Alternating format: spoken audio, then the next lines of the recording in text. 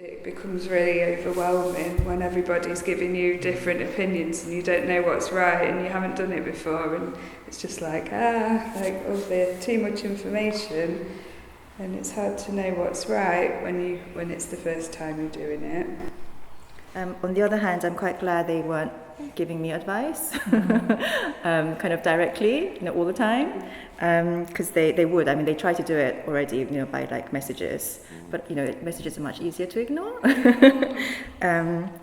So that was like a two-sided coin. I consciously changed a lot of the people I followed on Instagram and made it a really positive place, because I was really sick when I was pregnant, and so I every now and again had 10 minutes where I could stare at my phone, and I just wanted that to be a really nice time where I didn't feel like bombarded with bad things. So I followed all these lovely mums, that like real mums and like real groups and people, and I just felt like I got a lot of much nicer advice that way, where I picked and chose where I wanted to get advice from people I respected and people like that. So that was actually, I feel like social media gets such a bad rep, but for me, laying on the sofa, like in between throwing up, like I could just look at my phone and not only look at lots of kittens and picture the kittens, because that always makes you feel good, but in between see all these real mums going through things and talking about things, and so I felt quite prepared for what it would be like, and that was really, really nice actually. So that's like a positive thing, because I don't think I would have let myself do that normally. I probably would have listened to whoever just told me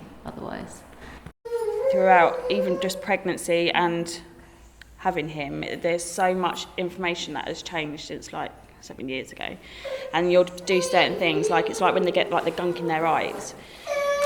I've always known to get cotton wool, cold boiled water, wipe the gunk away, and I said that when I was in hospital with him, because his eyes just sort of shut, where they were just so sticky, and I said it to the midwife in the hospital. I said, I need cold boiled water and the thing. She was like, no, you're not allowed to do that. So what do you mean you're not allowed to do that? I've always done that. That's the way you do it. No, you can't do that. I said, well, what do you expect me to do with my child then when he can't open his eyes? She said, well, leave him. It's like, you can't do that. He's a baby. He cannot open his eyes because they're all sticky. You need to. And then I spoke to another midwife, like when they changed, and she was like, yeah, you're absolutely right. You do it like that. And I'm just like, how can you have, so many different professionals, like you say with the breastfeeding and that, there's so many different professionals giving different advice. But since I've got 5 other children, even though there's a 7-year age gap between them, like everything that I've done with my other children, they're alive. They're alive, they're happy, they're well looked after and everything. So I couldn't have been doing everything wrong. So it's just mad how suddenly you are doing things and then it's like, no, you're doing that wrong, or you're doing this wrong, or you're doing that wrong, and it's crazy.